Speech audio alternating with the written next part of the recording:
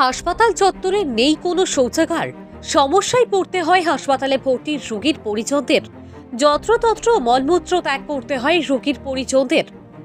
Mission Nirmal Bangla প্রকল্পে পৌরসভার উদ্যোগে হাসপাতাল চত্বরে যা চকচকে শৌচাগার নির্মাণ হলেও তা চালু না হয়ে দীর্ঘদিন ধরে অরক্ষিত অবস্থায় বন্ধ হয়ে পড়ে রয়েছে। দ্রুত শৌচাগার চালুর দাবি রোগীর পরিজন থেকে এলাকাবাসীর। এমনই পরিস্থিতি পশ্চিম মেদিনীপুর জেলা চন্দ্রকোনা গ্রামীণ হাসপাতালের। 60 শয্যা বিশিষ্ট চন্দ্রকোনা গ্রামীণ হাসপাতালের রোগীর চাপ কোনো অংশে কম নয়। চন্দ্রকোনা পৌর এলাকা চন্দ্রকোনা দুটি ব্লক ছাড়াও পার্শ্ববর্তী গড়বেতা ও কেশপুরের বেশ কিছু অঞ্চলের মানুষ নির্ভরশীল এই হাসপাতালের উপর। হাসপাতাল চত্বরে রোগীর পরিজনদের জন্য রয়েছে প্রতীক্ষালয়, কিন্তু শুরু থেকেই হাসপাতাল চত্বরে নেই কোনো শৌচাগার। হাসপাতালের ওয়ার্ডে শৌচাগার থাকলেও তা কেবলমাত্র রোগীদের জন্য, কিন্তু হাসপাতালের রোগী ভর্তির পর তাদের পরিবারের সদস্যরা রোগীর জন্য প্রতীক্ষালয়ে অপেক্ষা করে।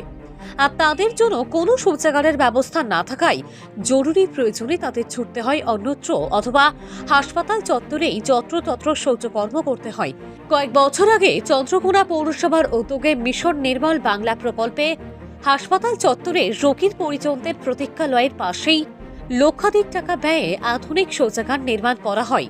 পুরুষ মহিলাদের শৌচকর্মের জন্য আলাদা রুম থাকে, সাথে স্নানের ব্যবস্থা রয়েছে। পাশাপাশি মহিলাদের জন্য শৌচাগারে স্যানিটারি ন্যাপকিন সরবরাহের ব্যবস্থা রয়েছে।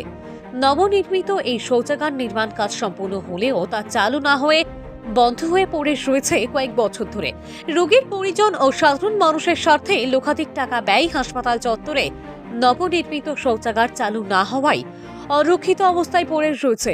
রোগীর পরিজন থেকে এলাকাবাসীর দাবি, এতদিন হাসপাতাল চত্বরে কোনো শৌচাগার ছিল না। পৌরসভার উদ্যোগে তা তৈরি হলেও চালু হয়নি। হাসপাতালে রোগী ভর্তি করাতে এসে শৌচকর্মের জন্য সমস্যায় পড়তে হয় তাদের। এখানে কি কোনো শৌচাগার আছে হাসপাতালে? না না না, হাতে কিছু নাই। হাসপাতাল চত্বরে কিছু নাই। না, তাহলে সমস্যা হলে তখন কি করতে, কোথায় যান? তো যে ছুটতে হবে, মাঠ দিয়ে ঘর দিয়ে চালতে ছুটতে হবে, আর কি করা যাবে? পেশেন্টকে রেখে? হ্যাঁ, বাধ্য, কিছু করার নাই।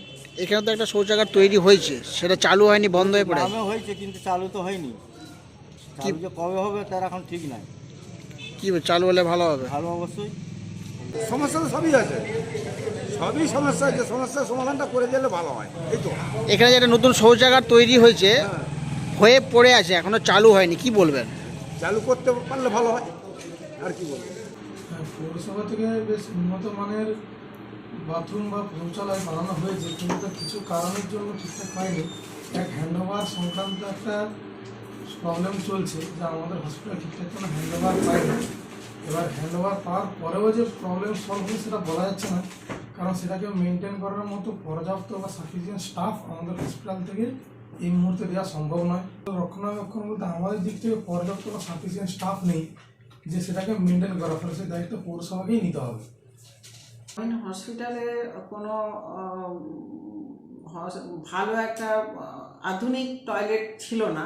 তো যাই হোক, আমরা এইসব চিন্তা ভাবনা করে আমরা ওখানে একটা আধুনিক ভালো একটা টয়লেট বানিয়েছিলাম।